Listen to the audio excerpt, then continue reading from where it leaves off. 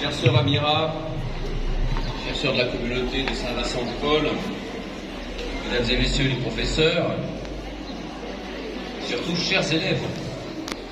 Chers élèves, je me réjouis d'être aujourd'hui avec vous et de participer ainsi pour quelques heures à la vie de votre établissement, mais j'ai conscience de perturber un peu le programme. Et donc il y a des cours qui ne seront pas donnés, ça va être de ma faute. Bon, j'ai l'habitude à l'ambassade, c'est toujours ma faute, il se passe quelque chose. Mais en tout cas, j'ai été très impressionné d'abord par la prestation vocale et la danse de vos jeunes pharaones qui se produisent avec conviction, sérieux, application et surtout bonne humeur. Parce qu'on sent qu'elles sont de bonne humeur, il n'y a qu'à les regarder, et de même que l'ensemble des élèves qui sont rassemblés ici, que je remercie évidemment pour les paroles très sympathiques qu'ils ont prononcées, de la même manière que je remercie l'enseignante qui m'a accueilli avec un discours si aimable, et vous évidemment pour vos mots de bienvenue. Ce sont ici 4 sœurs de la communauté de Saint-Vincent-de-Paul, une quarantaine dans les années 50 qui ont, sans faire de bruit, très simplement quitté l'une des écoles les plus réputées du Caire, réputées parce que depuis plus d'un siècle et demi, cette école de filles de la Charité forme les enfants de ces quartiers à l'excellence. L'excellence que nous constatons aujourd'hui par leur discipline. Elles se tiennent immobiles et silencieuses dans le vent encore hivernal. J'espère qu'elles ne vont pas attraper mal. Mais en tout cas, ma chère sœur, chaque jour, dès le salut du drapeau, on l'a vu tout à l'heure, elles ont interprété l'hymne national égyptien avec beaucoup d'entrain, de force, de conviction, parce qu'on sent qu'elles sont fières d'être égyptiennes, et elles ont raison. Elles ont raison parce que l'Égypte, c'est un très grand pays. C'est le pays des pharaons. J'en aperçois quelques-uns et quelques-unes. C'est cette Égypte ancienne qui est aussi le pont entre nos deux pays, parce que, comme vous l'avez rappelé, Champollion a inventé l'égyptologie. Il n'a pas inventé l'Égypte, il a inventé l'égyptologie. Surtout, il a redonné la voix aux anciens Égyptiens dont on avait perdu la langue. Et grâce à lui, l'Égypte a retrouvé une voix. Et c'est bien parce que la voix de l'Égypte est importante. La voix de l'Égypte, autrefois, depuis l'Antiquité, l'Égypte a eu une relation étroite avec le nord de la Méditerranée, puisque déjà Homère parlait de l'Égypte, et que l'Égypte c'était en quelque sorte l'horizon culturel de la Grèce, ça a été l'horizon culturel de la civilisation européenne.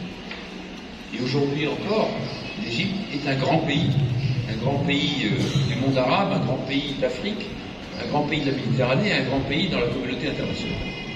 C'est pour ça que, jeunes filles, mesdemoiselles, vous avez raison d'être fières d'être égyptiennes.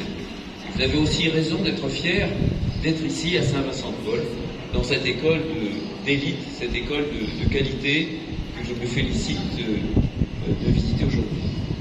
Et puis vous avez surtout, et peut-être au-delà, vous avez raison d'être fiers de parler français. Alors de parler arabe, bien sûr, parce que c'est votre langue maternelle, mais de parler et d'apprendre en français, parce que c'est une vieille tradition en Égypte.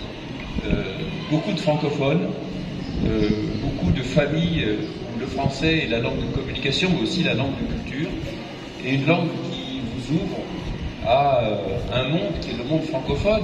Et nous célébrons aujourd'hui, depuis le 1er mars d'ailleurs, le mois de la francophonie.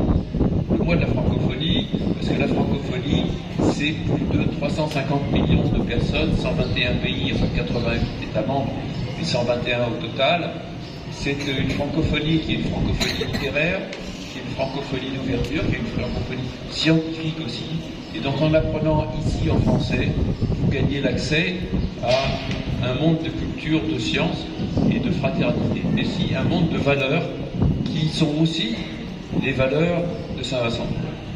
Les valeurs de fraternité, d'égalité pour tous, et le fait que chacun puisse recevoir et réaliser le potentiel. Et du potentiel, vous en avez Vous êtes toutes des élèves extrêmement doués, j'en suis persuadé, et d'ailleurs les résultats de l'école le montrent. Donc bravo pour cette performance, qui est une performance à la fois de l'équipe pédagogique, mais aussi des élèves.